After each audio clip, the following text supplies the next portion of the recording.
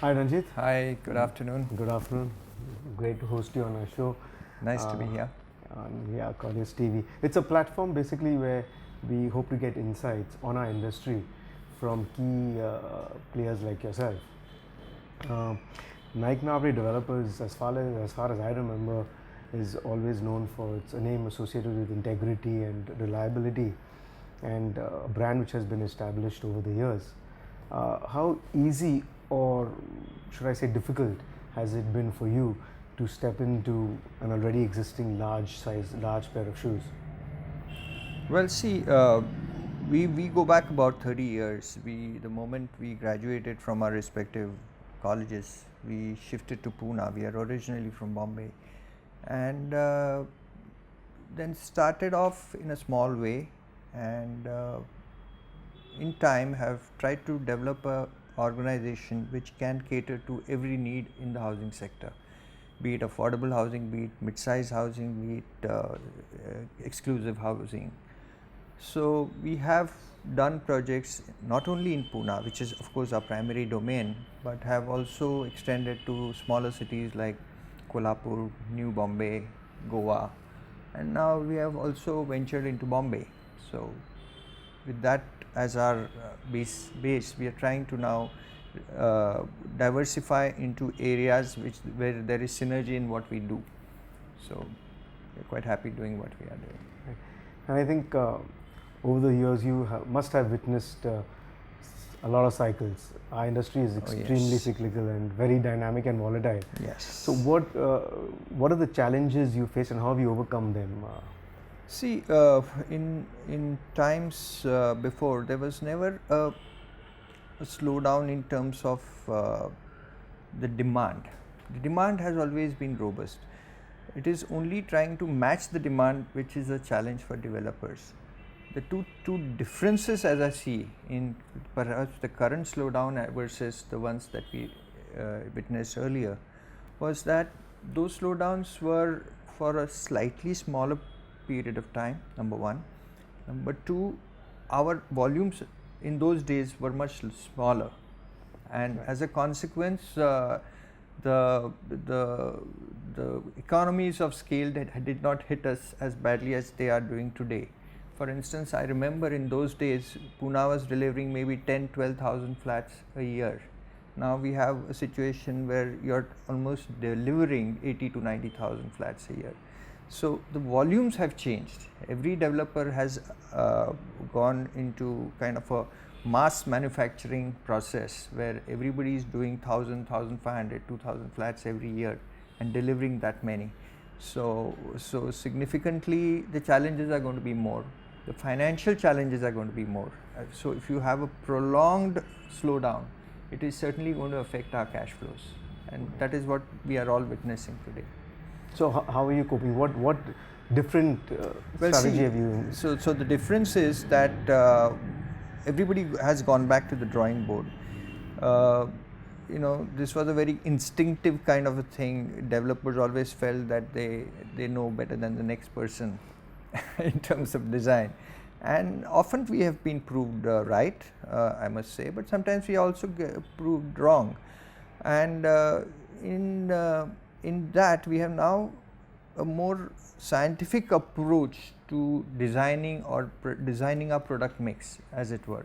So not only do we see what has been the sale momentum or sales size or sales velocity over the last our pricing over the last 1 year, but we track it down to almost 3 or 4 years going back.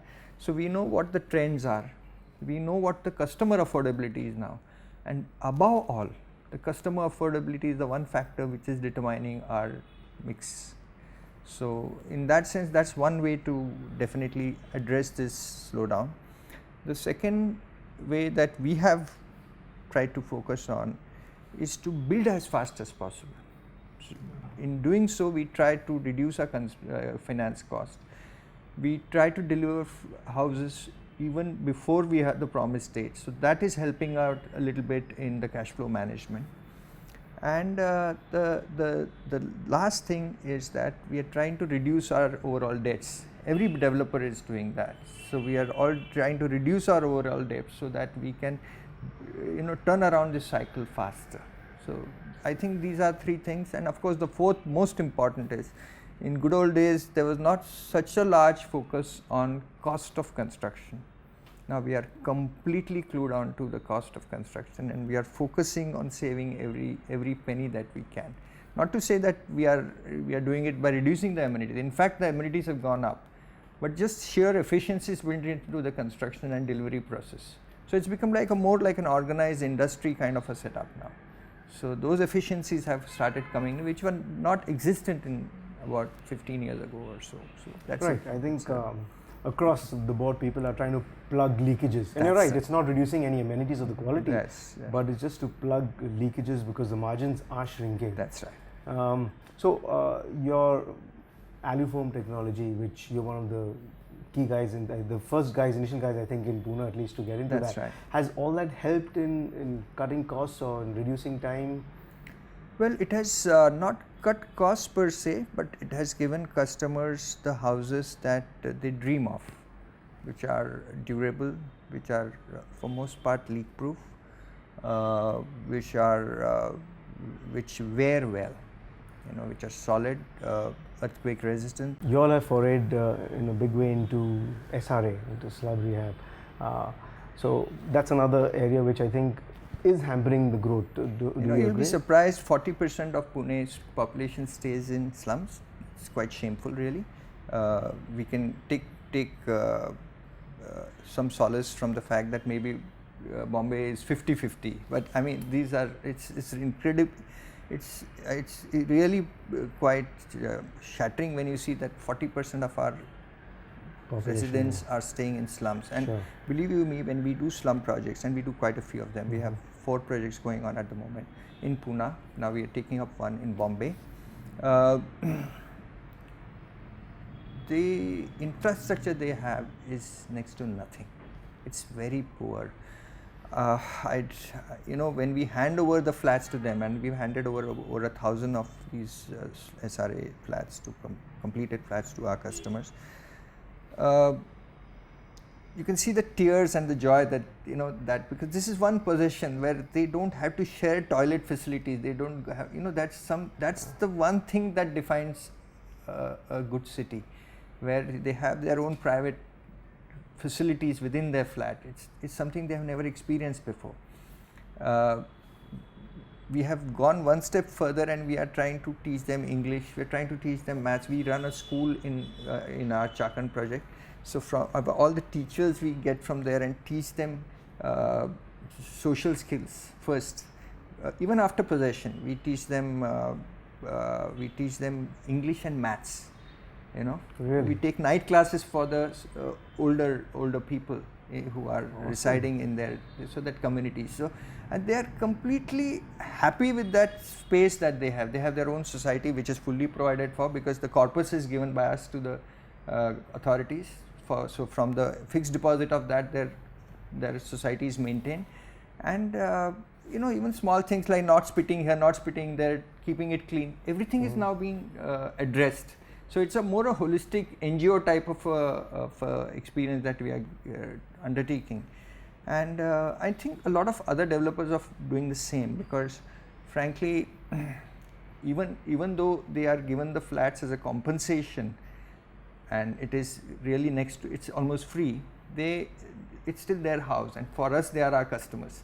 So that gives us a lot of advantage when we do other slum projects. We get very good references from them. Sure. So I think in a small way we are contributing to our city. We have a slum population of almost 15 to 20 lakhs, which is quite a lot. And in a very small way we are contributing to emancipating their lifestyle. Amazing. And are the government initiatives enough, or do you see a bigger role for them? I think the SRA authority, as it has been established, is excellent, and believe you me, they are doing extraordinary work. The kind of people they have to deal in day out, purely because of the lack of education that they have, is and the upbringing that has been forced upon them. It's very difficult for the government authorities to work in that environment, and they are doing a wonderful job. Having said that, I would love it if more developers can take up this. It's a thankless job, believe me. We end up making a little bit of margin here there, but and you have to get your hands dirty and go down to the slum level if you have to succeed in Surrey. But I think that's something that we require to do. And most developers should, at least in their lifetime, take up one SRA project. I think we'll clean up the city in less than 10 or 15 years. Yeah, I think it's a way of giving back to the society. It is. Believe me, it's a wonderful opportunity that we have that other people don't have. Right. And we should all really do that. All do it. If you have the organization to do it, just undertake one project as a sample project, be it small or large. It's one way of giving back to this. Of course, builders are doing great work. They build hospitals. They donate to so many charities. But this is one way. It's more hands-on. Yeah. And you get closer to the people of this city. It's vital to do that sometimes. Great. So Ranjit, before signing off, what is your advice to new entrants into? I've noticed that you've got a degree in civil engineering. You've done your master's in structural. You've done finance, MBA. In a time where a lot of people feel that there are no entry barriers into real estate, at least on the educational front. So how much has that helped you, and what would your advice be to new entrants into real estate? See, of course, education does help, and I see a lot of our developers, because we work on several associations. The children are very well educated now, perhaps even more so than I was at that age. So education does help, because you are able to rationalize issues to your staff, to your customers, to the government authorities, people who you deal with at every level, better, because you've been trained to be a little more analytical in your approach. Having a good education also precludes that you've seen some better construction across the world. So in that sense, that opportunity is also there to bring back some good experiences back to your country. However, it's not just the education that matters here. Sometimes when you go away from the city, you lose the ethos of that city also. Yeah. So if you come back and you implement what you've seen, yet perhaps redesign it to suit the local needs, you will be better served. Speaking of the younger generation, I feel they have a lot of fire in their belly. I've seen that though their parents are very rich, they still work very hard, and kudos to them.